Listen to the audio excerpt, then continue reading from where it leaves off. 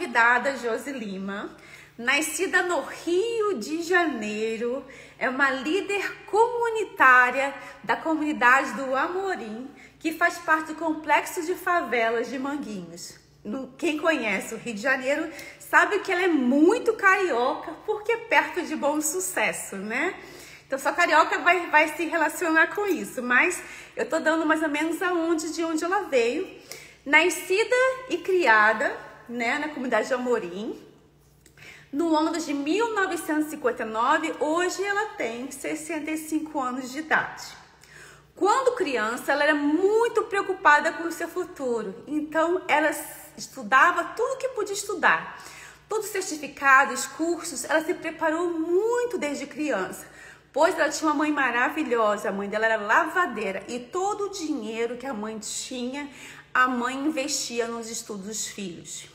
O pai, ele era um líder comunitário do Amorim. Ele tinha um bloco carnavalesco pequenininho, mas que se chamava Chega Mais. O nome dele é Hélio de Castro Lima e hoje tem uma praça em Bom Sucesso em homenagem a ele. Esse líder comunitário deu muito exemplo para ela, para a Josi, de saber como ajudar os outros à sua volta na sua comunidade. Nisso a Josi cresceu com esse exemplo da sua família, de educação e liderança e ajudar todos à sua volta na sua comunidade e ajudar não olhar a quem.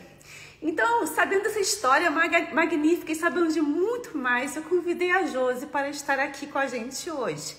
Nesse domingo tão fantástico, vamos lá, Josi! Tudo bem, Josi? Tudo bem, e você? Maravilha! Toda vez que abre assim a câmera, eu fico mais feliz ainda, porque vem muita coisa boa, muita informação boa, muita energia boa, all good vibes, né? Que maravilha! Tudo bem? Olha, eu acabei de apresentar você aqui para meus convidados. Primeiramente, eu quero falar muito obrigada por você ter aceitado o meu convite, estar aqui hoje com a gente. Eu sei que você é uma pessoa muito ocupada com a família, trabalho, né, com a comunidade, né, muita responsabilidade. Mas eu quero agradecer muito por ter tido esse tempinho pra gente. Eu que agradeço. Agradeço do fundo do meu coração. Oh, obrigada. Então, Josi, eu estava falando aqui pro pessoal que a educação foi a sua chave, né? A chave na sua vida, a virada de chave na sua vida. Você seguiu a educação com a sua meta de vida, né? E você teve vários exemplos da sua família, a sua volta, o seu pai, né? A sua mãe. E tudo isso te impulsionou muito, né? A chegar aonde você tá. Porque hoje, gente, a Josi, ela é pós-graduada em sua especialização em recursos humanos. E ela foi parte da reitoria da universidade e diretora de recursos humanos por 10 anos na UFRJ. Olha isso! Que título, hein, Josi? Quem conhece a UFRJ? Universidade Federal do Rio de Janeiro. Poderosa, hein, Josi? Que poder! Hoje, a Josi faz parte do Centro de Tecnologia, setor de aperfeiçoamento de pessoas no UFRJ. Já está lá por mais de 40 anos na posição técnica administrativa de educação. Ela faz parte da comissão de eventos de Centro de Tecnologia do UFRJ, de eventos mensais e datas comemorativas. A gente vai falar tudo isso por partes. Você vai explicar pra gente isso, mas me fala, Josi, me fala aquela história da professora que te chegou no canto, te botou ali no canto e te deu uma corda, né? Acorda, me fala como foi que tudo começou, né? Boa noite a todos, né? É um prazer estar aqui com vocês. Um dos motivos do meu desenvolvimento pessoal, de lidar tão bem com a questão de racismo que existe no Brasil, é que quando eu era criança ainda, no período de infância, né, do ginásio, Eu tive uma professora de educação física, que já está em memória, né, pelo tempo, que o primeiro assédio que eu comecei a ter de racismo, ela, depois da aula de educação física, né, nos colocou no ginásio, eu e uma outra amiga, Valmira, que é minha amiga até hoje, e ela nos ensinou o seguinte, que no Brasil não existia ninguém de sangue azul. Até a quinta geração, todo mundo tem o pé na senzala, né? Então, ela disse para nós o seguinte, que o tempo ia passar, a gente estava vivendo um país de muita hipocrisia, de um racismo que não existe, mas que nós teríamos que ter uma posição de vida. O tempo passaria e, com o decorrer do tempo, se ela um dia nos encontrasse na rua, ainda que fosse com uma trouxa de roupa na cabeça, mas com dignidade, ela pararia seu carro e ia nos abraçar. Mas se ela visse que nós deixamos nos levar por esse racismo que não existe, por essa discriminação ridícula que fazem com relação às pessoas negras, ela desceria do carro e nos daria uma coça. Sabe? Então, isso foi muito forte. No momento, eu fiquei assustada, eu não entendi, mas ao longo da minha vida, isso foi muito bom, me ensinou muito. Porque no meu ginásio, eu era muito escura, né, negra, e tinha um amigo, louro dos olhos azul, Roberto. Roberto não sabia nada de matemática, não sabia nada de desenho, então aquela dobradinha, né? Ele fazia meus desenhos e eu dava cola na matemática. Então a gente era muito, muito amigo. A ponto que os outros colegas, quando nos via muito juntos, ficavam assim, ô Roberto, vai ficar com essa mosca no leite até que hora? Entendeu? Mas eu consegui superar essas coisas pelo ensinamento da minha professora lá atrás, né? E aí, ao longo da nossa vida, a gente vai passando por inúmeras experiências, né? Eu tive a oportunidade de uma vez estar num curso pela BRH, num hotel em Copacabana. Eu era a única branca, né, para não dizer o contrário, no meio das pessoas. E era muito crítico as pessoas dizendo para mim assim, eu queria muito adotar uma pessoa da sua cor, mas o meu filho dizia, não, pai, não faz isso que essa pessoa vai sofrer muito, ele não vai conseguir aguentar a discriminação. E aí, por uma vez, eu também teve uma pessoa que se chegou perto de mim e falou assim, você parece tanto com a minha babá, porque é próprio, né? Negro tem que ser babá, ou a empregada, ou a cozinheira. Aí ela falou assim, pois é, eu falei para minha mãe, por que, que as pessoas de cor têm só a sola do pé e as mãos, né, brancas? Então, minha mãe falou que quando Deus fez o mundo, ele ia lavando as pessoas. E que os negros foram que ficaram no restinho da água, por isso que ficaram só com a mão e os pés brancos. Aí eu respondi para ela, falei assim, só que houve um erro aí na sua interpretação da sua mãe. Porque se até a quinta geração, se você pensar bem procurado na sua família, tem algum negro, entendeu? Não é totalmente branco. No Brasil não tem raça branca. Tem uma grande mistura, né? Do negro, do índio, né? E do português que veio. Então não tem a raça pura no Brasil. Né? E eu acho que, sim, ao longo da nossa existência, a gente vai aprendendo a conviver com isso. Eu, na minha vivência profissional, claro, eu lidei com racismo muito. Quando eu estava na faculdade, teve um episódio que eu trabalhando na UFRJ, como a minha formação inicial é contadora, então eu ficava em final do ano até tarde, né, fazendo balanço para fechar, o sistema estava ruim, isso e aquilo. Então, às vezes, eu tinha que ir com o carro da universidade fazer a prova, para depois voltar para dar conta do trabalho. E aí, meus amigos encarnavam muito, que eu era secretária do Sarney, ela trabalha com o Sarney, isso aqui. E isso eu tinha um professor extremamente racista. Ele não aceitava, sabe, esse carinho que os amigos tinham por mim. E eu era uma aluna que ensinava até matemática financeira para os meus amigos. E esse professor me reprovou no último ano por décimos de ponto. Ele não tinha um motivo lógico, ele fez de pirraça mesmo. Ah, foi horrível, meus amigos tudo ficaram revoltados, fizeram protesto na frente da faculdade. Eu falei, gente, deixa, isso não vai impedir nada. Eu me formei com eles, somos amigos até hoje, entendeu? Eu tenho mais de 30 anos de formado, a gente sempre se encontra. E no outro ano, eu quase nem ia na escola, ele me deixou passar, entendeu? Quer dizer, essas coisas que a gente tem que saber conviver. Infelizmente, é isso, né? Mas eu sempre falo, eu tento passar para as pessoas o seguinte: o negro ele tem uma inteligência, a gente tem uma força que os nossos ancestrais que vieram da África, eles eram muito inteligentes, muito poderosos, entendeu? Se a gente souber cultivar essa força dos nossos antepassados, a gente vai a qualquer lugar, né? Eu estou com 65 anos, negra, magrinha não, gordinha, né? E tenho muito orgulho de ter nascido e me criado na comunidade do Amorim. E ali eu vivi e vivo até hoje, né? E dou o meu melhor. E vi que, através também do meu exemplo, eu servi de incentivo para muitas pessoas que moram lá hoje, que estão formadas, que estão tendo uma nova visão de vida. Sim, então eu quero que você conte. Essa história é muito linda e, na verdade,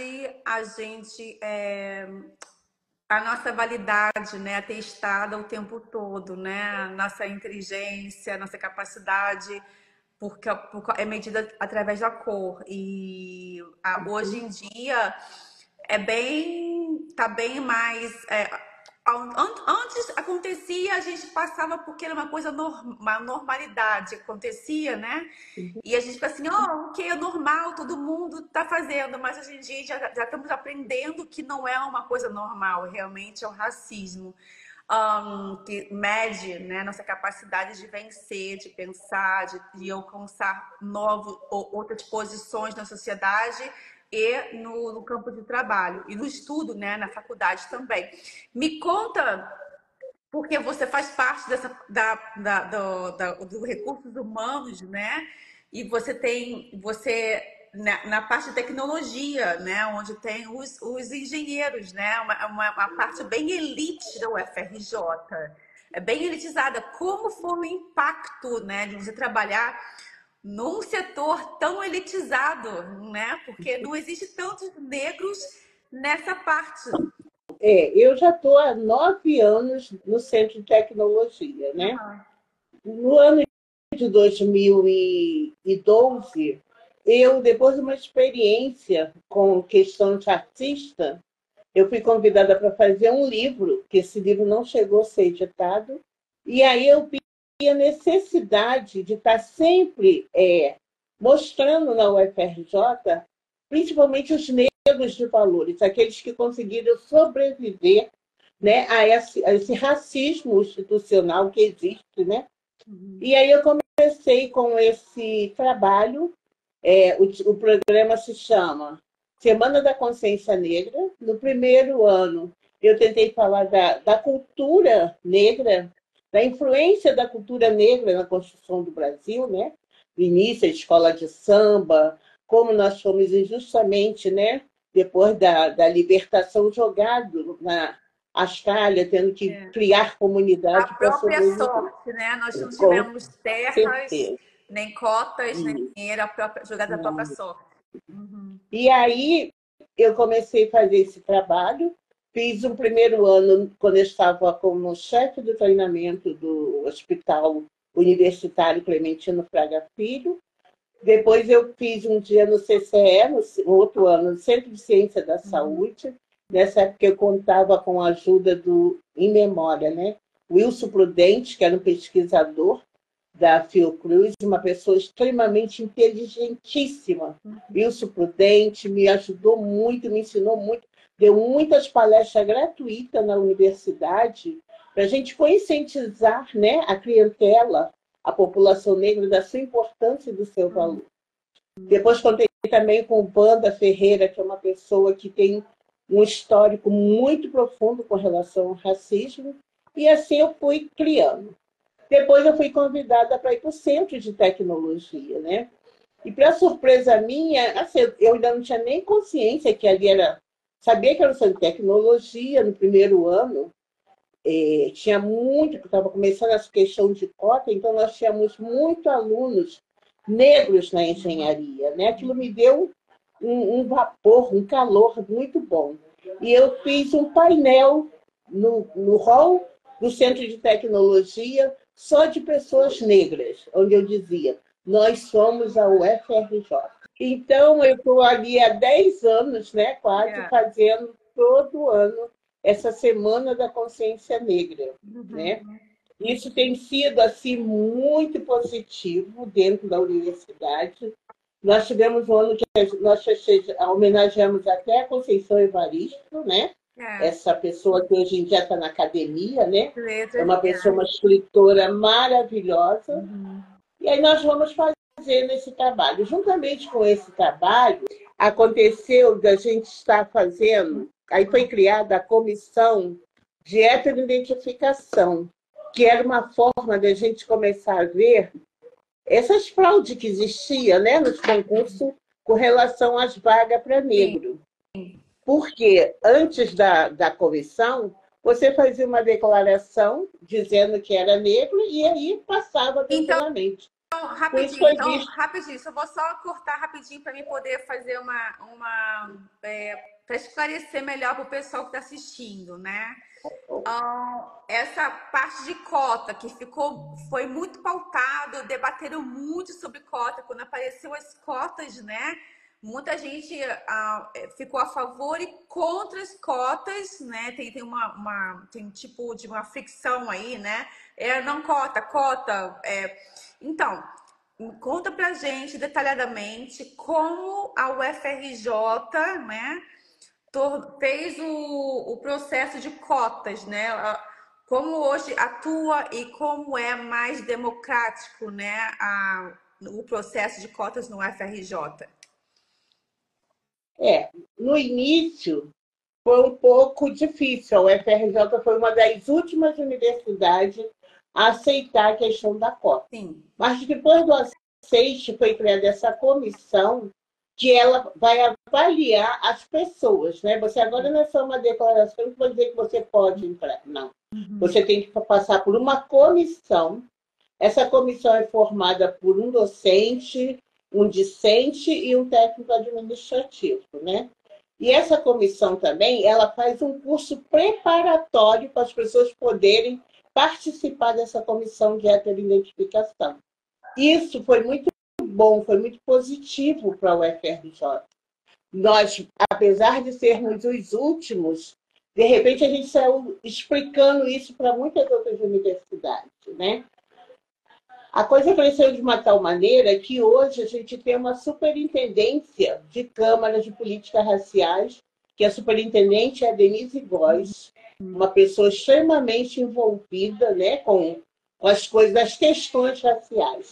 Então, hoje a gente vê uma universidade mais oxigenada.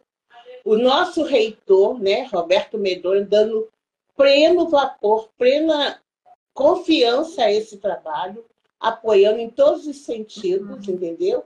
Inclusive, há pouco tempo, a UFRJ fez até um convênio com a Universidade Africana, uma coisa muito bonita, que vai ajudar muito as questões dos negros da África e os negros do Brasil e para a África, né? Então, a UFRJ hoje está oxigenada, nós temos muitas pessoas negras dentro da universidade, pessoas de valor, mestrado, doutorado, entendeu? E querendo dar o seu melhor.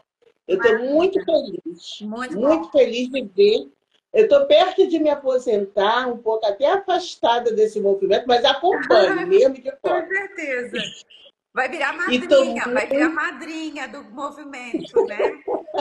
Então, que maravilha que o setor de cotas, né, foi resolvido, o UFRJ está à frente de muita universidade.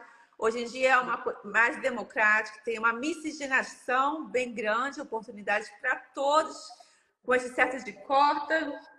E me conta agora uma parte bem interessante do seu trabalho no UFRJ. Me conta sobre quando tudo começou, né? Você fez uma nota para o jornal e aí tudo começou a desenrolar, ficou mais popular. conhecidíssima. Me conta sobre a anistia dos professores, né? Esse processo de 1964, quando saiu a portaria para os professores serem identificados como professores do FRJ, e você era uma peça importante para ajudar esses professores na época da ditadura. Me conta como tudo aconteceu, é muito interessante, eu adorei essa história. O que aconteceu? No ano de 2008, mais ou menos, eu comecei a receber, no momento eu estava como diretora de recursos humanos da UFRJ, e eu recebi uns ofícios do Ministério da Justiça de Brasília com o nome de algumas pessoas que em 64 tinham saído da UFRJ, exilado, né? Perseguição política, essas coisas todas. E eu tinha que formar um processo e hierarquizar a vida dessas pessoas para que eles pudessem retornar com esse processo para o Ministério da Justiça e eles avaliar se eles teriam direito ou não. Muitos deles estavam em outras unidades, mas eu, como diretora de recursos humanos da UFRJ, eu tinha acesso às diversas unidades que compõem a UFRJ. E aí eu pedi gentilmente, né, os recursos humanos dessas unidades que pudesse fazer uma procura no arquivo morto deles, encontrando alguma coisa sobre esses professores, essas pessoas.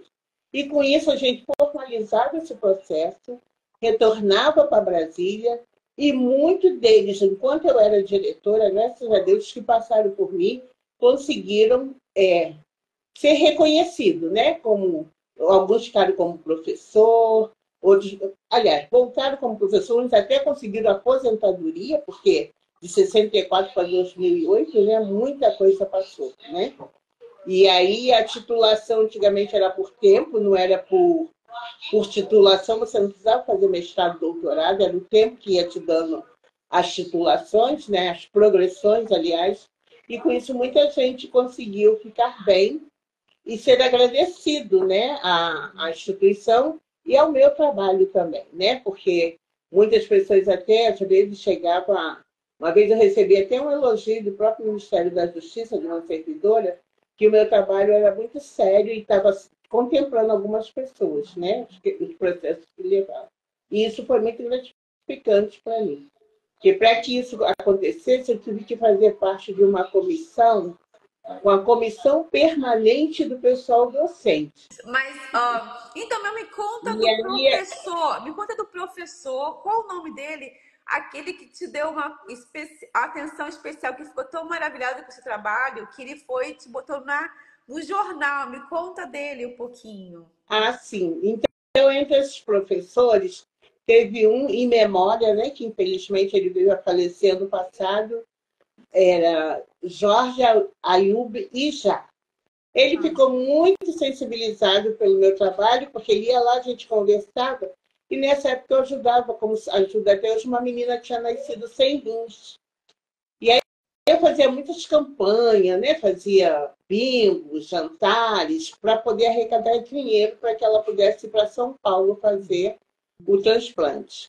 E ele, quando ficou sabendo dessa história, ele ficou muito sensibilizado. Ele disse, mas como? Você é uma diretora e ainda tem tempo para isso? Eu falava para ele, olha, eu sou diretora aqui, da porta para fora, eu tenho a minha vida. E aí ele ficou sensibilizado, começou a querer ajudar, né, para a campanha, chegou aí na nossa comunidade, lá na igreja, conheceu a menina, ficou encantado, impactado com a situação. Ele, apesar de estar falecido, a esposa dele ainda continua ajudando essa menina, que ela já está com 18 anos, mas ainda depende de muitos cuidados, né? O nome dela é Maria Clara. Inclusive, por se tratar de assunto de transplante, quando eu estava como chefe do treinamento do Hospital Clementino Fraga Filho, eu fiz um workshop sobre transplante. E usei o exemplo dessa menina, porque na época, em memória também, uma pessoa que eu não posso deixar de falar, até com uma certa emoção, do meu ex-pró-reitor, né? Professor Luiz Afonso Henrique Marins, que era nefrologista e fazia esse trabalho com essa menina. Então, nós fizemos esse workshop, ele foi lá fazer a declaração de como ele fez a diálise dela e como ele fazia a diálise dela até hoje. Até agora, pouco antes de morrer, ele ainda cuidava dessa menina. Então, eu tenho uma dívida de gratidão muito grande com o professor Luiz Afonso. Todo mundo que estiver assistindo sabe o quanto a gente era amigo, o quanto ele era humano. Eu não podia deixar de registrar isso pelo Luiz Afonso. E voltando para o professor Jorge, ele achou que era muito interessante o meu trabalho, ele foi na comunidade, né? Isso, eu já vivenciava um trabalho comunitário, inclusive já tinha até uma moção da Câmara dos Vereadores pelos trabalhos que eu desenvolvia, e ele resolveu que eu tinha que fazer alguma coisa pela comunidade maior, né? E aí eu estava fazendo o meu TCC de recursos humanos e eu analisei que as senhoras da minha comunidade, quando ficavam viúvas, filho casado, elas morriam para a vida, né? E aí eu comecei a fazer uns encontros para fazer elas cantarem, caminhar, essas coisas todas. A gente foi querendo acertar, e entramos no campo da costura. Criamos uma oficina de costura. Lá elas iam, a Bia, que era professora, que era minha costureira na época, ela tinha esse sonho de ensinar as pessoas, né? E aí ela era professora, a Leinira auxiliando muito ela, e nós fizemos muitas formaturas. E era muito gratificante ver como as pessoas se emocionavam, né? Como as pessoas mudavam de vida depois daquele certificado. Que umas começaram a fazer as roupas dos netos, fazer concerto, e aí foi uma forma delas terem uma renda extra, né? Para levar a sua vida. E depois essa ONG, ela aumentou, né? Ela foi para o campo da educação, dando reforço para as crianças escolar, né? Hoje em dia ela continua, o ateliê está muito bem, mas eu atualmente não estou fazendo mais parte dessa ONG. Mas agradeço muito tudo que foi feito, né? E como está sendo feito. Hoje em dia, quem está à frente dela é mais a minha sobrinha, que é formada em serviço social, então ela está dando encaminhamento ao trabalho. Porque eu também não tinha condições de continuar, né? Com tanta coisa, com a Semana da Consciência Negra, meu trabalho. Eu tenho uma tia com 99 anos que eu cuido dela até hoje, então fica muito difícil para mim dar continuidade. Mas foi uma forma que o professor Jorge ajudou a comunidade e a comunidade até hoje está vivenciando muito bem com essa É muito bom saber que você está continuando, né? Porque o seu pai, ele era um líder comunitário, né? Ele começou com tudo isso no Amorim. Me conta um pouquinho do seu pai, me conta um pouquinho da história dele, o que ele fazia na comunidade. O meu pai era uma pessoa assim muito carismático, né? Ele conseguia unir a nossa comunidade, porque sabe como tem comunidade? Tem uma parte baixa e uma parte alta. Então, aqui era a Bica, tido como favela, e lá eles achavam que era a zona sul do bairro. Mas tudo é mesmo bairro, tudo na mesma situação. E meu pai era muito comunicativo, ele conseguia unir essas partes, né? Ele tinha esse bloco que ele pegava as crianças de todo mundo, levava para a cidade, lá atrás, né? Nas décadas de 60, onde não tinha tanta violência, né? E ele era um líder comunitário. Então, o samba, o Chega Mais, né? Quando ele morreu, no outro ano fizeram luto, né? Saiu de preto e amarelo. Eu nasci no mês de fevereiro, mas não gosto de carnaval. Mas esse ano eu tive que desfilar, né? Com preto e amarelo, pelo fato do bloco estar de luta, né? E o homenageado ser meu pai. Realmente, o meu pai, ele sempre me incentivou muito, sabe? E muita coisa que eu faço, que eu dei continuidade, foi realmente pelo trabalho dele, né? Eu encontrei, quando eu estava fazendo pós-graduação, encontrei uma amiga nossa, minha de infância, que era muito amiga do meu pai.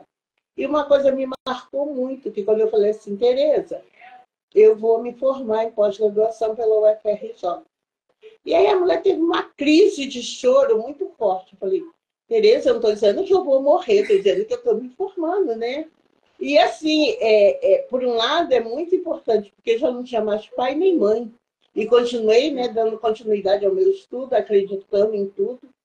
Aí ela virou para mim e falou assim: eu estou chorando porque você é criança, você não via, você não percebeu.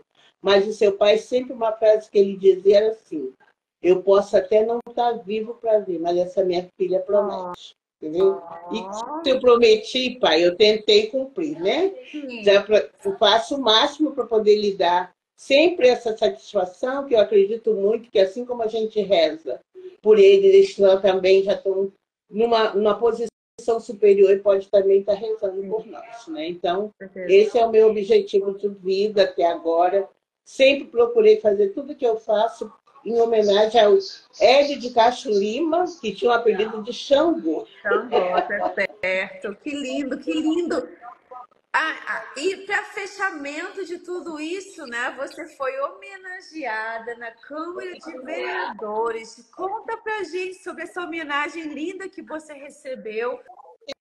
Na realidade, Dom Nelson, hoje, que é bispo de Valença, ele foi seminarista aqui na minha comunidade, né? E ele era uma pessoa que deixou um legado muito bom conosco, porque ele era uma pessoa muito esforçada, ensinou a gente a fazer teatro, ensinou a gente a uma vida social também, né? Graças a ele, a gente fazia uma peça, um alto de Natal muito lindo aqui na comunidade. Eu fazia baile para o Dia das Mães, fazia bingo, fazia muito. Então, eu me preocupava também com o social. Eu sou católica de carteirinha, né? Desde nova, quando minha avó me botava no colo para levar na Aparecida do Norte, tá? Mas só que assim, né? A gente cresce e a nossa fé tem que crescer também, né? Então, eu não sou aquela católica bitolada, entendeu? Eu estudei várias religiões, eu tive um amigo até que fez um mestrado sobre matrizes africanas e foi muito bonito, entendeu? Então, eu respeito todas as religiões, porque eu acho que espiritualidade independe de denominação, sabe? É uma coisinha um pouquinho mais acima. E aí, ele foi homenageado, na época, padre Nelson, pelo vereador. Ai, meu Deus, me lembrei o nome dele. Carlos. Era Carlos. Esqueci agora, o sobrenome é até bem engraçado. Tá? E aí ele me chamou também para ir nessa homenagem que estava sendo feita a ele. Eu fui normalmente, né? Assim, como convidada, porque sempre acompanhei muito o trabalho dele. E, para surpresa minha, quando eu chego lá, eu recebo essa moção pelos trabalhos desenvolvidos na comunidade, né? E foi muito gratificante, que ele sabia o quanto eu me dedico a essa comunidade, quanto eu acredito, sabe? Porque eu acho assim, Dani, uma coisa que eu sempre me questionei, que às vezes as pessoas vai para a faculdade, a primeira coisa que eles querem fazer é sair do seu habitat, sabe? Eu sempre acreditei que se você ficar no seu habitat, você pode melhorar e transformar. Foi o que eu consegui fazer. Não é fácil, porque você acaba também sendo discriminada pela própria comunidade, né? No tempo que eu era diretora, eu vi muita piada. O que ela está fazendo aqui? Por que ela ainda mora aqui? Tem faculdade, é diretora, anda de chapa branca para viaja. Mas a gente, quando tem um objetivo, a gente fica, né? Isso é muito e importante. fica e consegue. Fica e consegue. Hoje não, hoje a minha comunidade, onde eu passo, Dona Josi, meu nome é Josete, né? Você sabe. Mas o apelido de Josi sempre foi como eu sou chamada, né? Então eu não consigo fazer nada sem a Josi, mas eu sou a Josete, meu nome de registro é Josete. E aí eu consegui vencer esses obstáculos das pessoas quererem me discriminar, porque eu estou querendo humilhar. Eu sei, não, hoje em dia eles viram que a minha intenção era a melhor possível e eu consigo ver os frutos dessa intenção, não me arrependo. Se tivesse fazer tudo de novo, eu faria, sabe? Porque ver a minha comunidade do Amorim hoje respeitada, né? Agora mesmo no período da pandemia, quantas cestas a gente ganhava? Mais de 300. A gente ajudava a nossa comunidade e toda a comunidade em torno, né? Hoje em dia, esse reforço também escolar ajuda todas as pessoas das comunidades em torno que às vezes não têm condições de estar botando um filho para ter uma explicadora, né? É. Então, e aí eu ganhei essa noção, né, do Dom Nelson, hoje em dia, bispo de Valença, através do Ricardo, meu Deus, o nome do vereador veio e fugiu de novo. Mas ele foi homenageado pelo tio Carlos, era tio Carlos o vereador. E aí ele pegou e me homenageou também com essa moção. Entendi. Ah, que maravilha. Não, isso é saber assim, você. Muita gente sai da comunidade, isso é verdade. Você não, você quis ficar na comunidade e dar o exemplo, né? Que você é um exemplo vivo ali. Então, com certeza, muita gente seguiu seus passos. As pessoas vinham te perguntar, pedir conselhos, estudaram. Conta pra gente algum exemplo assim de vida, né? De ter você lá na comunidade ajudando quem vinha te pedir ajuda. Eu achei assim, voltando um pouquinho no professor Jorge já, né? Ele lia muita Veja Rio na época, sabe?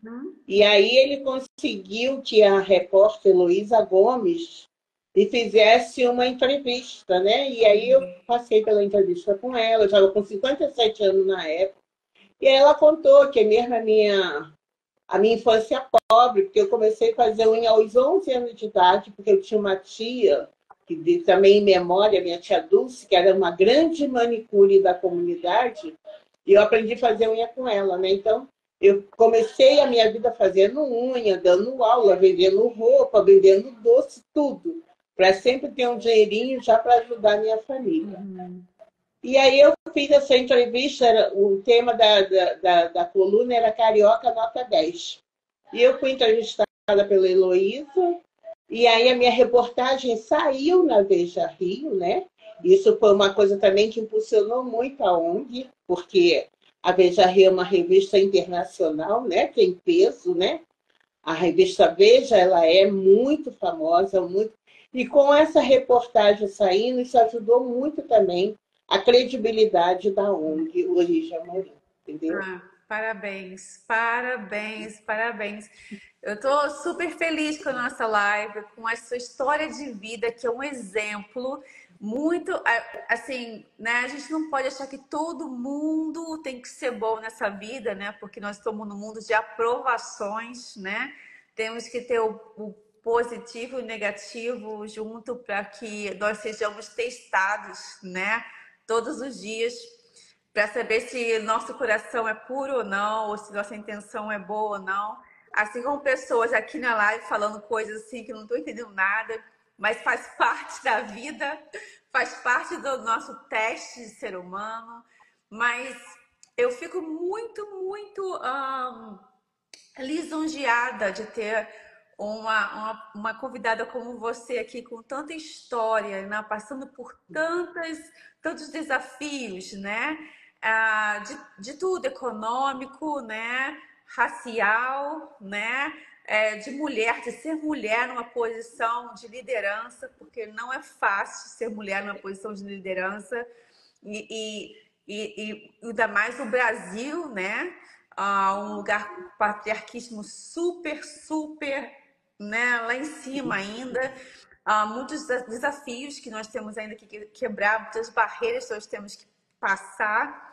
Mas você é um exemplo, Josi, um exemplo de vida, de mulher, né, de perseverança e doação. Você se doa para as pessoas. Você venceu e você se doa, né? Muita gente faria ao contrário, né? Mas você não, você se doa. Eu vejo muita gente militando hoje em dia, militâncias, mas eu vejo poucas ações. Eu vejo muita fala e poucas ações. E você é um exemplo de ação. Você está na comunidade, está agindo aí e dando um exemplo para todo mundo que está vindo, né, com você. Uhum. Ô, Dani, é uma coisa também que eu queria deixar externalizar, foi o como eu conquistei a clientela, né, os meus subordinados, no período que eu era diretora da UFRJ. Okay. A começar, né, que eu cheguei no edifício central, né, que é a reitoria, E quando eu fui admitida, né, no RH, e a UFRJ está mudando, agora já tem negros, assim como também lá atrás, na Sloper, meu primeiro emprego em 79, eu fui logo para o escritório e eu via muito essa. Ah, Sloper tá, a casa Sloper antigamente, né, era um magazine de tradição, né? Só tem múmias paralíticas ali, né? E eu entrei no, eu já entrei para o escritório. Mas o meu período de diretora na UFRJ foi um período de muita realização, sabe? Foi gratificante. Eu consegui fazer a primeira feira de talentos na UFRJ, onde eu juntei estudantes, professores, servidores, e foi uma coisa muito, muito bonita. E depois, no desenvolver, né, nesses 10 anos, eu pensava que eu não era uma pessoa aceita pela minha equipe, né? Mas na minha saída eu recebi uma placa de agradecimento, sabe? E até hoje as pessoas, quando me encontram, não esquecem que eu fui diretora. Eu estou sempre a eterna diretora para eles, né? Isso foi muito gratificante. Eu quero mandar um beijo para a minha equipe, né? Alda, Marli, as pessoas que trabalharam comigo, a Amália, né? Todas aquelas que trabalharam comigo, que até hoje a gente tem um laço de amizade e que foi uma experiência muito, muito positiva na minha vida, apesar dos percalços, mas essa placa que eu ganhei no final foi muito gratificante, significou muito na minha vida. Ai, maravilha. É muito bom saber, né, que mesmo que no final de tudo vem aquela gratificação, aquele agradecimento, dá uma satisfação muito grande, né, de saber que você fez a coisa certa e tá tudo certo e todo mundo Uhum. estava ali com você. Não, a admiração. Ivan, tem o Ivan, Sérgio Duarte, tem alguns que a gente esquece, eu peço desculpa, mas foi muito gratificante a experiência enquanto eu fui diretora de recursos humanos. Não foi fácil, né? A gente, às vezes, perde até a vesícula, porque é muita pressão. Mas o resultado final foi muito positivo. Oh, maravilha. Josi, nós estamos encerrando. Tem alguém aqui falando para mim assim, e Santos Lima da Silva? Não acaba agora, tem mais coisa para falar. Não sei o que que é, né? Me fala aí, bota aí pra gente. Ó, Quem falou isso? tal de I. Santos Lima da Silva. Eu não sei, não tem foto. Tem uma foto de um cara assim com a cabeça, mas tudo bem. Tem aqui, Ana, obrigado. Valtair, obrigado. Walter Ribeiro, obrigado. Bira Presidente, muito obrigado. Paulo Martinelli, Josete, você é maravilhosa, é uma líder do Amorim. Obrigado, Paulo. Aqui tá falando Miss Santos Lima Silva. Não dá mole para as pessoas que se acham, mas ninguém vai pisar em mim. Não sei também o que está acontecendo aqui. Paulo Martinelli, que história de vida. Sim, que história de vida. Parabéns. Flávia Mel, parabéns. Bianca 19, Joyner, nega dessa. Ela falou aqui, ó. Do Amorim, energia ao mundo. Do Amorim para o mundo. Rosângela do Rorô falou oi. A nega dessa falou grande referência. A Ayrton espetaculosa. A nega dessa falou Dona Josi, mulher de grande importância, importa na minha vida. Foi uma das minhas primeiras clientes, minha vizinha de comunidade, tia prima do meu filho. Aí tá aqui o Paulo falando, Dani, você faz diferença, essa eu vou aplaudir. Alguém que falou aqui, você é alguma coisa, Paulo, maravilhosa. Vira presidente, melhor live. Elisete foi eu e Santos Lima da Silva. Elisete foi eu, não sei quem é. Leda Lima dos Santos, orgulho da família Lima. Olha, orgulho da família Lima. Nanda Belli, parabéns, tia, sucesso. Ayrton, parabéns, ficou ótimo. Eliane, live do sucesso. Daniela, obrigada por join.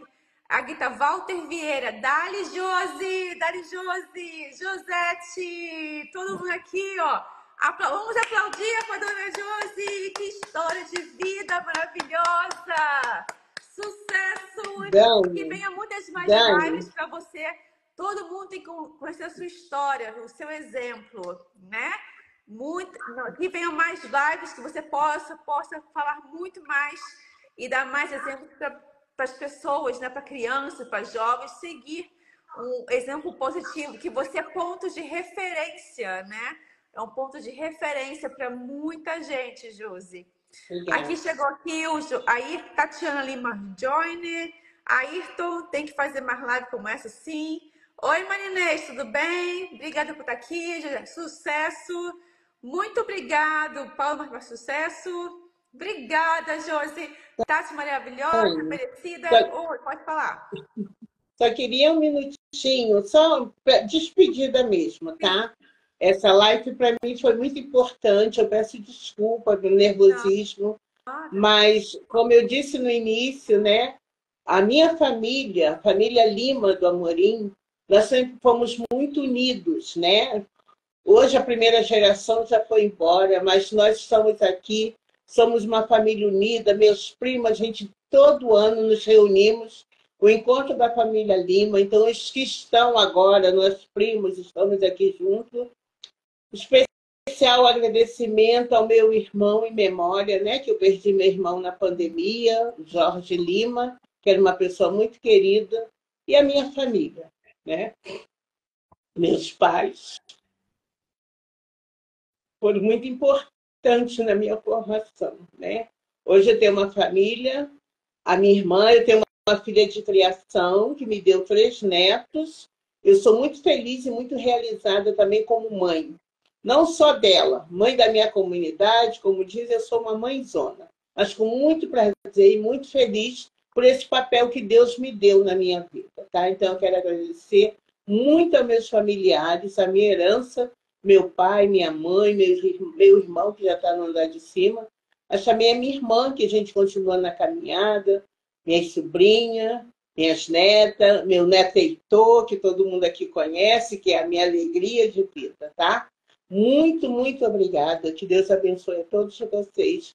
É o que eu gostaria de falar como palavras finais, tá bom? Oh, muito obrigada. Estou emocionada. Eu adoro quando a live termina com emoção. É muito bom porque é real. São histórias reais, assim como a sua. Aqui nós não contamos histórias, não fazemos de conta nada. O Be Live é vida, né? É a vida, por isso que é o Be Live, seja a vida, é a vida da pessoa, é uma história real. Histórias com validação, né? Que contou, que você passou. E é uma emoção de estar aqui com você, fechar isso aqui. Tem o Daniel aí ajudando, o Ayrton, o Paulo Martinelli. Eu sei que a nega dessa tem toda uma equipe aqui, né? A Carol entrou, tem toda uma equipe atrás para essa live acontecer com sucesso e você poder expressar e se comunicar como você gostaria, né, de comunicar todos os dias e está aqui marcada a sua história, né, para todo mundo ouvir. É uma história maravilhosa que muitos e muitas milhões de pessoas possam ouvir sua história e seguir Dona Josi Lima. Tá bom, Dona Josi? Tá. Um prazer. Olha, eu também quero falar que futuramente eu vou indicar que a Câmara de Políticas Raciais possa ter uma live aí com você, assim como também 21 dias de ativismo, onde a coordenadora também é uma grande amiga minha, tá bom? Vai ser um prazer. Imagina, meu Deus do céu, imagina a câmera racial. Meu Deus do céu, nunca imaginei na minha cabeça. Mas eu vou ficar, eu não sei, não tem nem o que falar. Agora eu tô assim, ó, o que eu vou falar pra você? Eu vou agradecer muito, muito obrigada pela oportunidade, por conversar, né, por falar da sua história e também me abrir esse horizonte aí no Brasil. E eu vou Uhum, ficar super feliz eu vou adorar. Eu tenho tanta coisa para contar, gente, tanta coisa. uhum. E vai ser maravilhoso. Obrigada pelo convite. Tá, Já tá. aceito. Já estou Obrigada. aceitando já. Muito obrigada, Josi. Ó, Obrigada. foi maravilhosa a live. Tudo de maravilhoso. Que Deus te ilumine e que você faça muito mais diferença na vida de cada um e muito mais gente. Tá bom? É o que eu te desejo. E muita saúde, muita força. Que Deus te ilumine muito, muito, muito, muito. Que nessa vida que a gente leva é a nossa experiência de vida, né? O carinho e o amor.